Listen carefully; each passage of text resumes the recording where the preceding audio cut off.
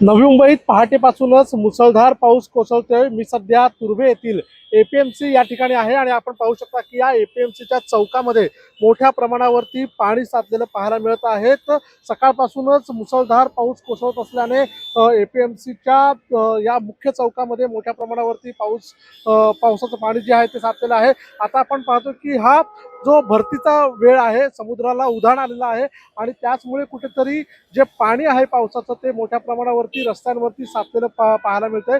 नवी मुंबईतील अनेक सखल भागात अशाच प्रकारे पाणी साचलेलं पाहायला मिळत आहे। त्यामुळे एकूणच नालेसफाईची देखील पोलखोल कुठेतरी होताना पाहायला मिळते। नेमकं काय काम केलं, किती गाळ काढला, असा देखील प्रश्न जे आहे ते नागरिक उपस्थित करताना पाहायला मिळते आणि त्याचमुळे मोठ्या प्रमाणावरती सध्या शहरामध्ये सखल भागांमध्ये मोठ्या प्रमाणावरती पाणी साचलेलं पाहायला मिळतंय। Siddhesh Mhatre, L S Marathi, Navi Mumbai.